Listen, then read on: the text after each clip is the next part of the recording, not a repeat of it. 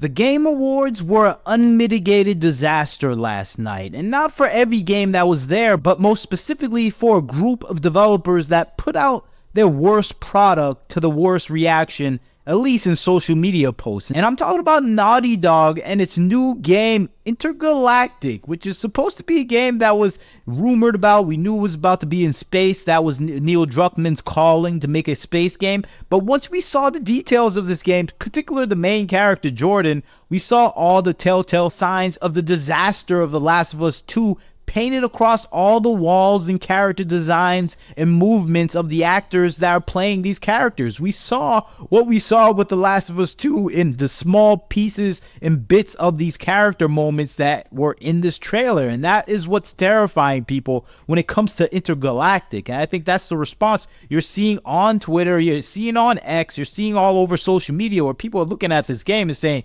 is this just The Last of Us in space? Because we have a character design that is the exact copy of what we saw before. And I think that's the thing that people are feeling about this trailer. This trailer is showing all the signs and hints of the disastrous Last of Us 2 release, and it's showing us that Naughty Dog hasn't turned away from all the terrible decisions it made. It kind of dived head deep into it, and Intergalactic is the best example of that. And I think it's showing that the Game Awards is showcasing some of the best and worst of what we're seeing in the gaming industry. And I think this topping off the Game Awards right before the best game of the year is proof of that, where besides this game itself, we had so much terrible elements within the Game Awards clashing with some of the highlights of the Game Awards, which were mostly the Asian developed games coming from Korea, China, and Japan, where they were dominating while we go to Western games and we're skittish on what type of content that we're about to get. And I think Intergalactic was the best example of that, where we saw this game and we knew what we were going to get.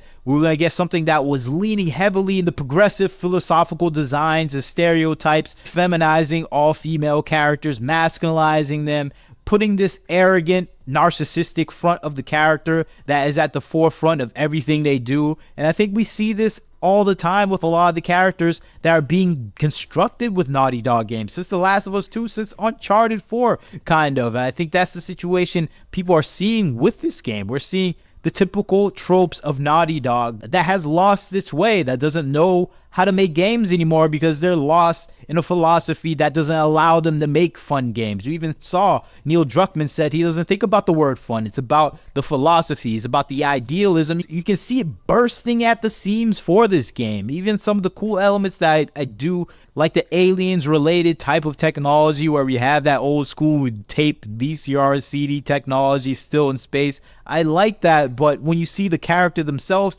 it pushes you away. They put the most disgustingly unappealing character at the forefront of this game, and it reflects the dichotomy that we saw at the Game Awards show, where we're just showing one good game, then one bad, then a few other bad games, and another few good games that contrasted in style of what we would expect, at least from the trailers themselves. Of course, people are going to complain about the game of the year. They thought it should go to Black Myth Wukong. I'm one of those people. Astrobot, however, is one of the best games of the year as well, along with a few other titles that weren't even nominated. But out of the titles that were there, it was always between Black Myth Wukong and Astrobot, and I could see this game winning Game of the Year. I'm disappointed. Black Myth Wukong should have definitely won. I think with the Player Voice Awards, we got that. Black Myth Wukong won, and I think the reason why Astrobot won more than anything, because they didn't want Black Myth Wukong to win, because that's what the gamers wanted. And of course, if you know how these votes are weighted, only 10% of the voters are fans of video games, are gamers themselves. The rest are social media gaming journalists, and they're going to go for the safe bet because they don't really like playing games at all anyway. So I think that's the thing that we're seeing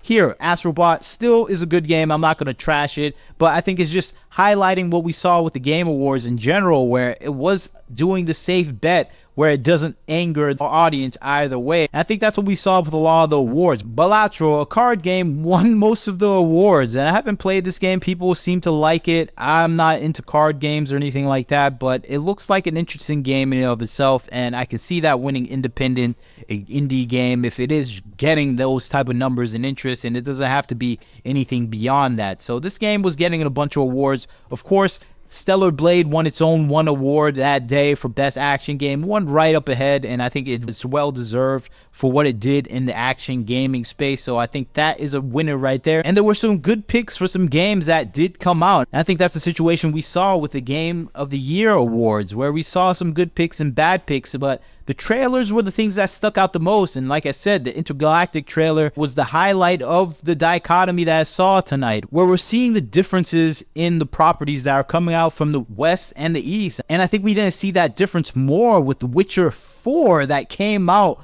with a trailer to the surprise of many, but not to the surprise of myself. We expected it.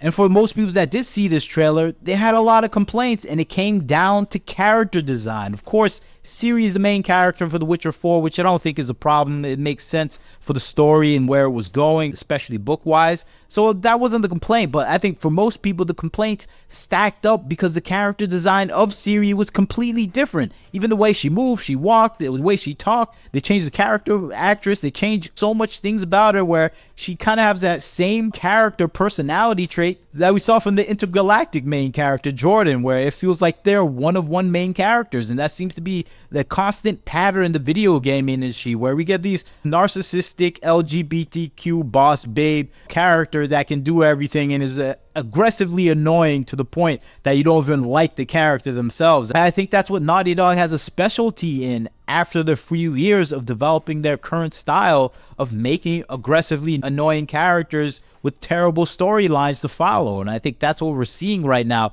with a lot of the releases that are being pushed out there for the Game Awards. When I see these telltale signs that are reminiscent of other failures of games within the industry this just past year, from the games that just came out this past year, you have Concord, Flintlock, Kill the Justice League, Dustborn, Star Wars Outlaw, so much titles. If you include Dragon Age, Veilguard, and multiple other series that have come out or upcoming, you know there's a bunch of games that are failing the audience right now. And I think that's exactly what we're seeing within the gaming community right now, where we see these boss lady chick narcissistic female characters, specifically Flintlock, that are aggressively annoying and are trying to be likable by being someone that has a personality that is completely unlikable. I think that's a situation that has been constant within the gaming industry, in so much so that when you have a character that has similar traits like this, it's hard for players to identify them because we just see them as any one of these characters from these failures of titles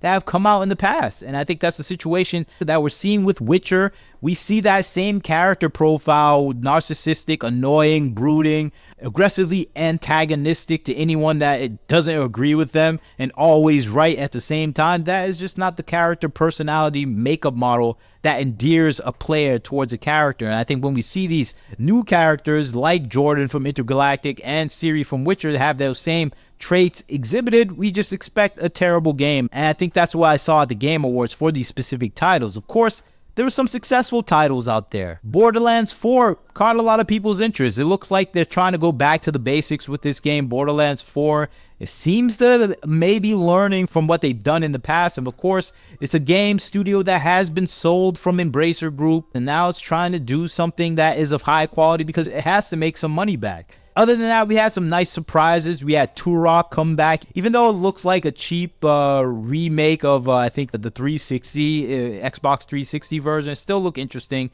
I think it's still bringing something that may be able to do something that can catch the eye of new gamers. And of course, for me, the biggest surprise is Sega. Sega seems to be coming out with some heavy hitters. They have Virtual Fighter, which I didn't expect to happen. That was the biggest surprise for me. I was like, Virtual Fighter is back? I remember playing this, I think, on the Sega Saturn.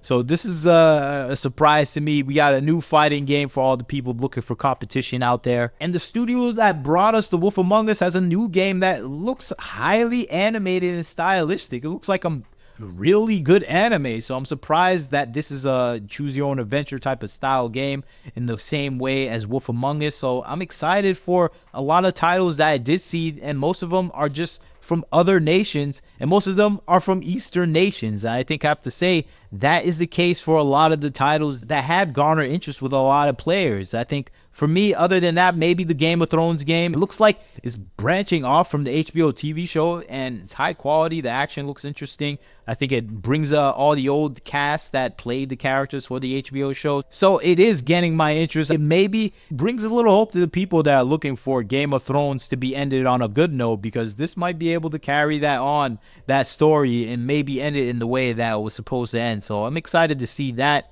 We had Mafia, which was a big surprise to me. I saw the trailer and I was surprised we're in Italy.